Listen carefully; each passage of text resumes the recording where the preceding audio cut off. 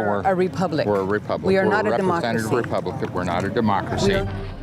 One thing we've been hearing at Trump rallies like this over the past few months is that America isn't really a democracy. America's not a democracy, it's a republic. It's not a democracy. You are hearing people say America is not a democracy because there are people around Trump who want them to be saying that, who've been planting that narrative. If they can convince people that we don't have a democracy, then it's okay that Trump is attacking democracy because it doesn't really matter. Look, this is not actually a debate about government, about democracy. It's an attack on democracy. Well, that was CNN learning that America is a constitutional republic, and they reacted in the only way they know how, blaming Trump. The basic breakdown here is CNN went out to a Trump rally to question people about the so-called threat to democracy. They were then told by multiple people that America is not a democracy and it is a constitutional republic, which they said is the fault of Donald Trump because he's trying to subvert democracy and have minority rule. They were very excited that they were able to run another Trump is a threat to democracy segment, which they ran multiple times, and this is how they opened those segments. President Biden touts his re-election campaign as a fight to preserve democracy. But if you ask some Trump supporters, the former president is not a threat to democracy because the United States is not a democracy. President Biden is billing his re-election campaign as a fight to preserve democracy. Tonight, how that notion is going down with Trump supporters, as well as one noted author who's made describing how democracies fail her specialty. Now, for anyone who's never watched this channel, or maybe you skipped 4th grade civics class, America is a constitutional republic, it's not a democracy, and there are key differences within that. The founders of the country are very clear about this, and the word democracy does not appear anywhere in the founding documents. I often talk on this channel about the subversion of language that's happening in this country, and this is another good example of that. So on that note, here's a throwback clip talking about a democracy versus a constitutional republic. A democracy is a political system in which the people periodically, by majority vote at the polls, select their rulers. The rulers then have absolute power to make whatever laws they please by majority vote among themselves. In a constitutional republic, the people also, by majority vote at the polls, select rulers, who make laws by majority vote among themselves. But the rulers cannot make any laws they please because the Constitution severely restricts their lawmaking power. The ideal of a democracy is universal equality. The ideal of a constitutional republic is individual liberty. In this century, great strides have been made toward the goal of subverting our republic and transforming it into a democracy.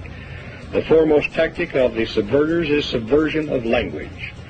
By calling America a democracy until people thoughtlessly accept and use the term, totalitarians have obscured the real meaning of American principles of government. Writers of the Constitution were anxious to safeguard liberty against dictatorship, monarchy they called it. But their chief anxiety was to protect the country against democracy. Edmund Randolph, delegate to the Constitutional Convention from Virginia, said the general object of the convention was to provide a cure for the follies and fury of democracy. Elbridge Gerry and Roger Sherman, delegates from Massachusetts and Connecticut, urged the Constitutional Convention to create a system to eliminate the evils that flow from the excess of democracy. Alexander Hamilton, delegate from New York, said, "We are now forming a Republican government. Real liberty is not found in democracy. If we incline too much to democracy, we shall soon shoot into a monarchy." John Adams, one of the giants of the American Revolutionary period, said, "Democracy will envy all, contend with all, endeavor to pull down all.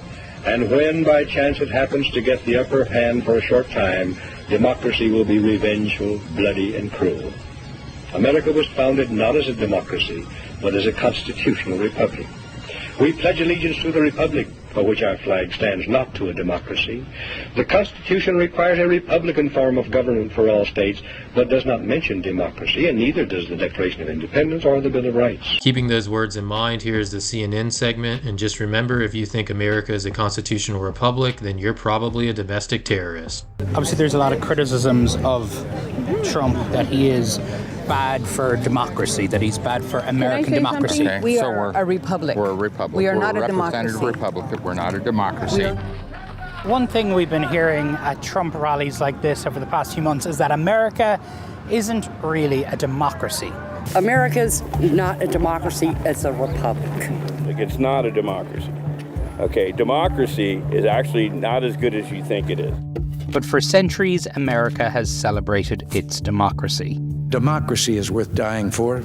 Democracy remains the definition of political legitimacy. But some Republicans and pro-Trump media are pushing the idea that America is not a democracy. The United States of America is not a democracy. We are a constitutional republic. The United States of America is not a democracy. You don't want to be in a democracy. We are not a democracy. We are a republic. Is America a democracy? America is a democracy. It was founded as a democracy. I've heard a lot of conspiracy theories. I hear a lot of things out on the road. But to hear Americans, people who would describe themselves as patriots, say that America is not a democracy, that stopped me in my tracks. You are hearing people say America is not a democracy because there are people around Trump who want them to be saying that, who've been planting that narrative. Is America a democracy? Yes. No, I don't. I think well, not we're right a now, republic. but we're a republic. What's the difference? I feel like democracy. Let me think this through. That it's government control.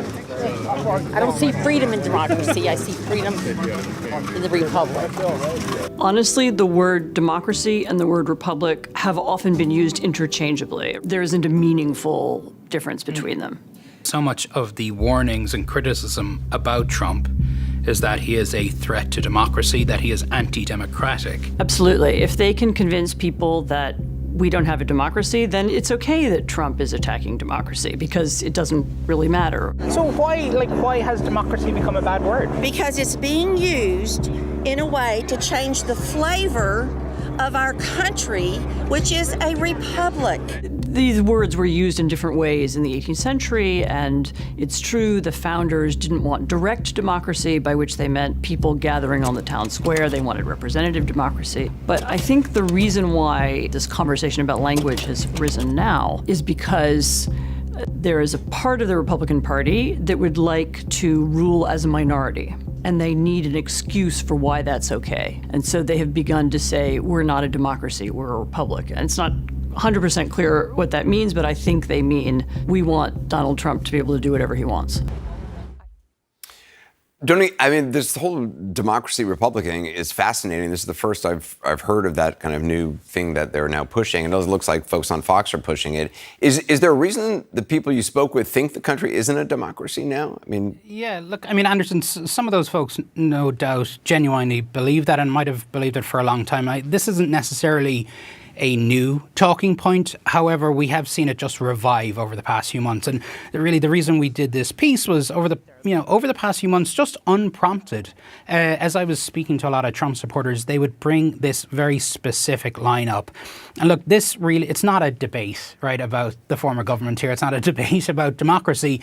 Really why this is happening, and you saw it there in that piece on Fox News and elsewhere on conservative and right-wing media, people are trying to convince Trump supporters, others, that America is not a democracy in the first place. And we actually saw, I happen to notice that this seemed to pick up a bit after President Biden's speech in Philadelphia, where he described Trump as a threat to democracy. This is how they seem to be trying to twist language to try and neutralize describing Trump as a threat to democracy, because if America's not a democracy in the first place, then there's nothing to worry about. So now that you've completed your propaganda lesson about democracy from CNN, let's take a look back at 2016 when Donald Trump won and celebrities banded together in an attempt to stop the certification of the election. Which, as you know, according to the media, is the worst day in American history since 9/11 when it happened on January 6, 2021.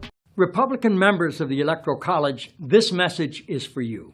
As you know, our founding fathers built the Electoral College to safeguard the American people from the dangers of a demagogue and to ensure that the presidency only goes to someone who is, to an eminent degree, endowed with the requisite qualifications. An eminent degree. Someone who is highly qualified for the job. The Electoral College was created specifically to prevent an unfit candidate from becoming president. There are 538 members of the Electoral College.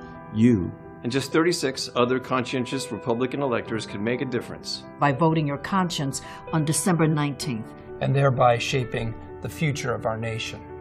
I'm not asking you to vote for Hillary Clinton. I'm not asking you to vote for Hillary Clinton.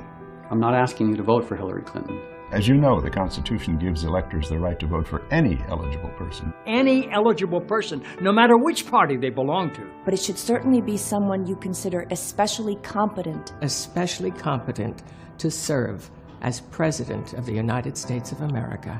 By voting your conscience, you and other brave Republican electors can give the House of Representatives the option to select a qualified candidate for the presidency.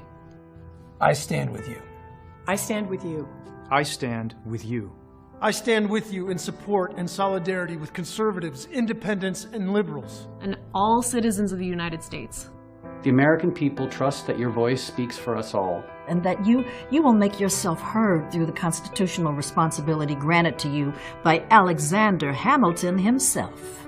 What is evident is that Donald Trump lacks more than the qualifications to be president.